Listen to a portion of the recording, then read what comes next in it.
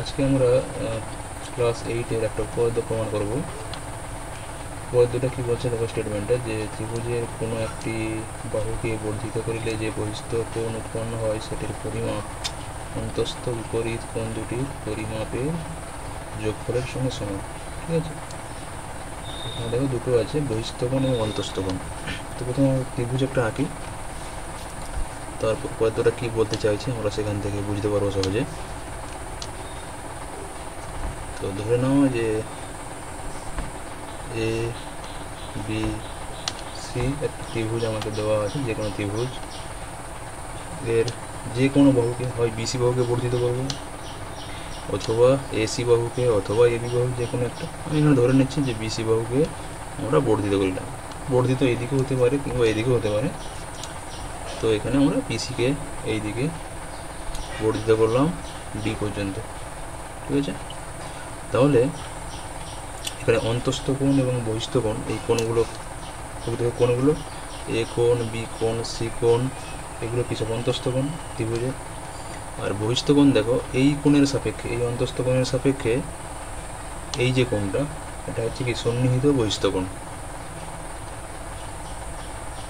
এই কোণের সন্নিহিত কোণ এটা, উল্টো দিক দিয়ে বলতে পারি অন্তস্থ কোণ সি কোণের বহিস্থ কোণ হচ্ছে সন্নিহিত বহিস্থ কোণ, সেটা হচ্ছে এসি ডি কোণ। ঠিক আছে, তাহলে আমাকে প্রমাণ করতে বলছে কি, যে এই বহিস্থ কোণের যে মানটা হবে সেটা দূরবর্তী যে অন্তস্থ কোণগুলো আছে বিপরীত কথা বলছে, অর্থাৎ এই অন্তস্থ কোণের যে বিপরীত কোণগুলো, এই কোণ এবং এই কোণ, এই দুটো কোণের আমি যদি যোগফল নিই, পরিমাপের যোগফল, তাহলে এই দুটো যোগফল হচ্ছে এইটার সাথে সমান হবে। এটা প্রমাণ করতে হবে। তো এখানে তাহলে অঙ্কনে আমরা কী কী করলাম, এখানে প্রকৃতপক্ষে এই বহিস্থ কোণটা পাওয়ার জন্য বিসি বাহুটাকে ডি পর্যন্ত বর্ধিত করেছি, 1 নম্বর। দ্বিতীয়ত আর একটা করবো আমরা কি, যে এ বির সমান্তরাল করে আমরা একটা সরলরেখা নেব বা রেখাংশ টানব, কোথা দিয়ে, সি বিন্দু দিয়ে, এ বির সমান্তরাল করে। তাহলে এ বির সমান্তরাল করে একটা আমরা রেখাংশ টানছি এখানে, সিই,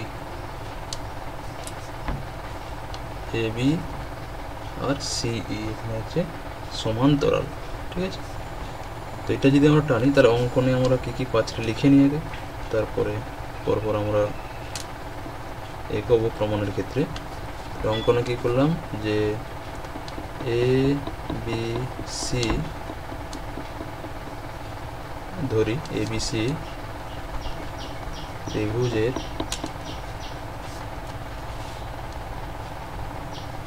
বিসি বাহুকে ডি পর্যন্ত বর্ধিত করিলাম। আর কি করছি, এ বি বাহুর সমান্তরাল করে সিই টানিলাম।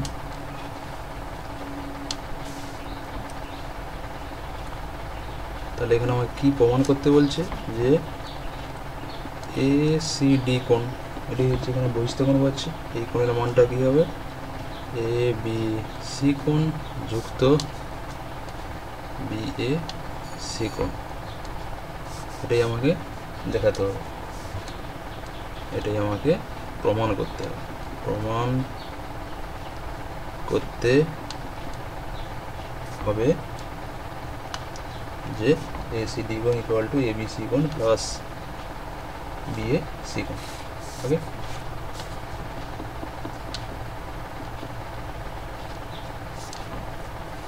তো অঙ্কন অনুযায়ী দেখো এখানে এ বি এবং সিটা হচ্ছে সমান্তরাল, তাহলে এখানে দুটো ভেদক পাচ্ছে, এই দুটো সমান্তরাল রেখার সাপেক্ষে এসিও যেমন ভেদক হচ্ছে, সেই সঙ্গে সঙ্গে বিসি বা বিডিও ভেদক হচ্ছে। ঠিক আছে, তো আমরা প্রথমে যদি এই দুটো সমান্তরাল রেখার সাপেক্ষে এসিটাকে ভেদক ভাবি, তাহলে এখানে এই কোণ এবং এই কোণ মার্ক করছি আমরা, এই দুটো কোণ কি এই ভেদকের সাপেক্ষে পরস্পর একান্তর কোণ। আবার আমরা যদি BD কে ভেদক ধরি তাহলে ABC সমান্তরাল এই সরলরেখার BD ভেদক, তাহলে এখানে এই কোণ আর এই কোণ, এই দুটো কোণ কেমন কোণ? দেখো এই দুটো পরস্পর সমান্তরাল, এইটা ভেদক, আর দেখো পরস্পর অনুরূপ কোণ এই দুটো, তাই না?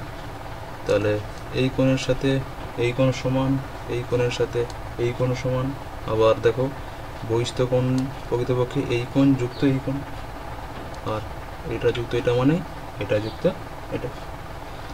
তাহলে এটাই আমরা এখন করছি যে AB সমান্তরাল CE অঙ্কন অনুযায়ী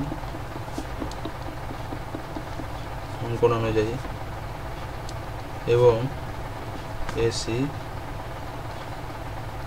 ভেদক। ঠিক আছে, অতএব এখানে কি পাচ্ছি তাহলে যে BAC কোণ সমান ACE কোণ,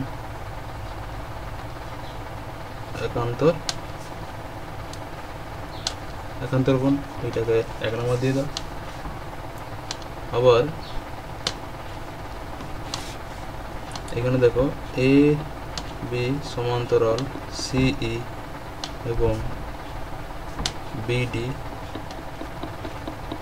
ভেদক, অতএব কি হবে যে ABC কোণ এটা সমান DCE কোণ। কি কোণ এটা? অনুরূপ কোণ। ঠিক আছে, তাহলে এটাকে 2 নম্বর দিয়ে দাও। ঠিক আছে, এখন তাহলে বহিস্থ ACD কোণ এটা সমান তাহলে কি লিখতে পারি?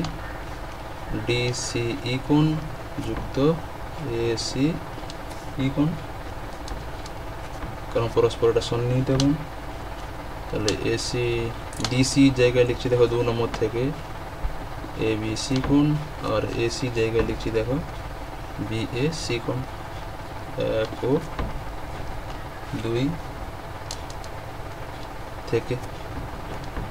ঠিক আছে, অতএব আমরা পেয়ে গেলাম যে ABC কোণ যুক্ত BAC কোণ সমান ACD কোণ।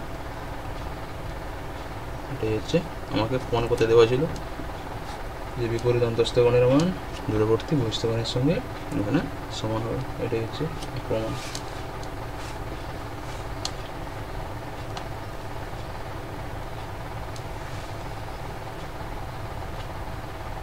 ঠিক আছে, যদি কোনো ডাউট থাকে অবশ্যই কমেন্ট সেকশনে জানাবে, আমি সেটাকে সলভ করার চেষ্টা করব। Thank you.